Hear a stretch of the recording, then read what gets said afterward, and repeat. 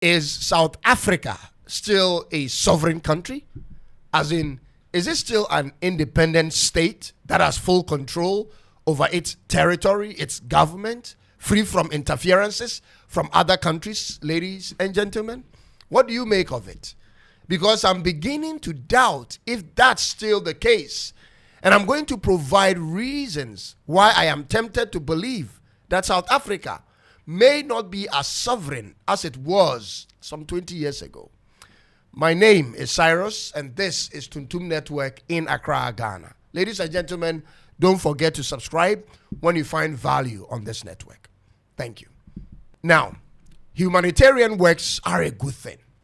It is the right thing to do to accommodate people who may be stranded or in need of a place of safety for when trouble befalls them.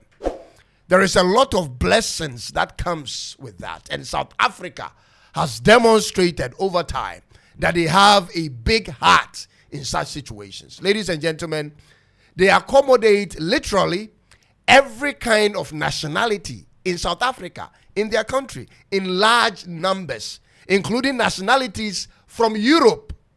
Now, South Africa, arguably, to me, outside of the United States of America, the UK, and perhaps Canada, may hold the title as the melting pot of the world, having all kinds of nationalities living within their borders in large numbers. So, I really respect them for that.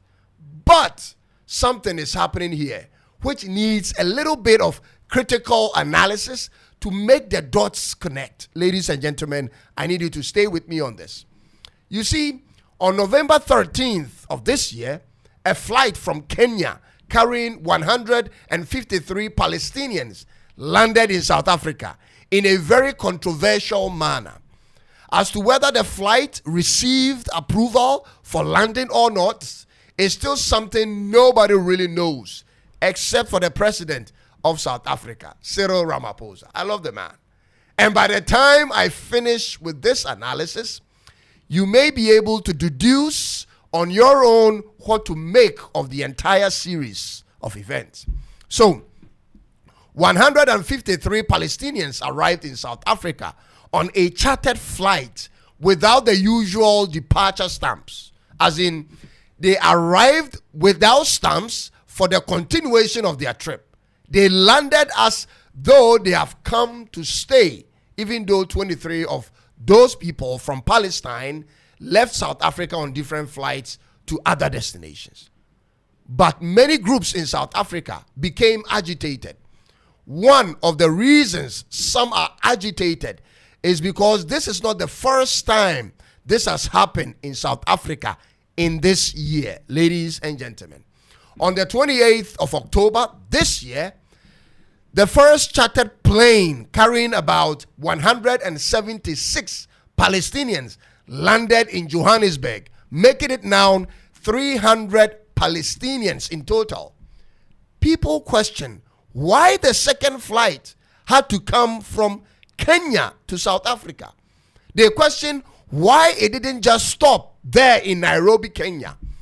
You see, when you fly from Israel to South Africa, and by the way, Palestinians don't actually fly directly from Palestine to other countries. They use Israeli international airports. So, as a Palestinian, when you fly from Israel to South Africa, you pass over countries like Egypt, Sudan, South Sudan, or Eritrea, depending on what the weather is or security reasons, Ethiopia, Kenya, Tanzania, Mozambique, and then you get to South Africa.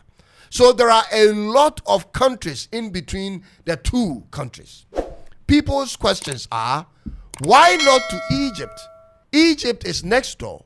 It's a Muslim country and share a lot of commonalities with Palestine.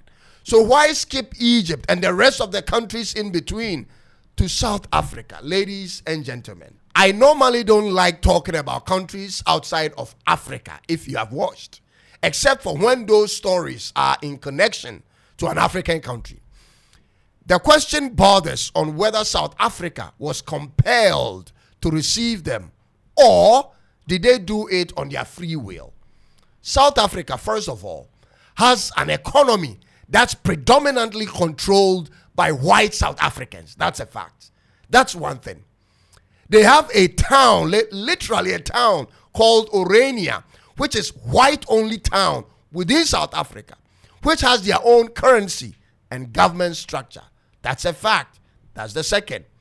There are advocacy groups within South Africa that want Cape Town, which is the capital of Western Cape province, to break away from South Africa, which some groups are calling for a referendum on it, including the Freedom Front Plus party. You see, South Africa, again, in recent times, have had interest groups that are forcing the hands of the ANC government to rid the country of illegal foreigners because the numbers are skyrocketing.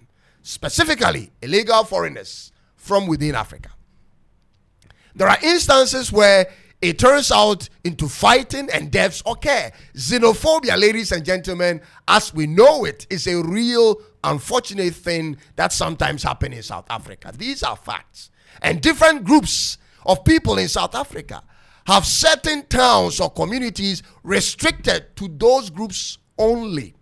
In addition to all of that, is the level of crime plaguing the country so far. Therefore, there is a lot happening there. So, when the plane landed, people question as to whether if a similar plane full of nationals from a war-torn African country were to land, will the South African government grant them the same reception? That is the question. If it had happened from another African country landing in South Africa, how would the situation be? Ladies and gentlemen, these are some of the questions surrounding South Africa's sovereignty. Could the South African government turn away the flight if they wanted to? Could they have turned the flight away? Did they receive them on humanitarian grounds alone? Is South Africa's friendship with Iran the reason they received them? And will there be more flights coming through? Ladies and gentlemen, these are the questions. You see, when you choose to be generous with the people you accept into your country on humanitarian grounds or friendship grounds, ladies and gentlemen, that's totally applaudable. But when you are coerced or forced to receive people into your country, that borders on your sovereignty. The current South African government, the ANC party, has always been in support of Palestine. They have always compared the situation of Palestine and Israel as similar to theirs when they were under the apartheid government. They have for years acknowledged Palestine and supported their cause for being an independent state. Therefore, the ANC party holds on to the belief that they should be able to help Palestine in whichever way, shape, whatever case possible. They should be able to help them. That's the stance of the ANC party. And because they have been in power since independence in 1994, it makes it appear as though it's a consensus stance of all South Africans. But ladies and gentlemen, that's not. This is why we are having this issue today. There are other political parties in South Africa that actually support a two-state government between Palestine and Israel, or better still, are more sympathetic towards Israel, which includes DA, Democratic Alliance Party, the Inkatha Freedom Party, and Patriotic Alliance, which are all parts to the Government of National Unity, which is the ruling government in South Africa today. Today, South Africa is not only ruled by the ANC. All these other parties join together to form the ruling government. So that's where the agitation is coming from. Earlier this year, South Africa's Electoral Commission declined to register a particular political party called Islamic State of Africa, led by a man called Farhad Huma, whose ancestors are actually told to be Arabs, for reasons of having intentions to develop policies based on Sharia law. But South Africa is a secular country with a secular constitution, with about 80% of the population being Christians. These are where the agitations are coming from, ladies and gentlemen. There is so much going on in South Africa today, folks. So much. As we speak now, South African lands, the lands in Cape Town especially, are being bought in large volumes by foreigners. A lot of buying by foreigners. And I'm not talking about estate homes or apartments. I'm talking about large farmlands, freehold lands, beachfront lands, a whole suburb, and so on. Some say it's economic development and a good sign of foreign direct investment. Others see it as a threat to the country's sovereignty.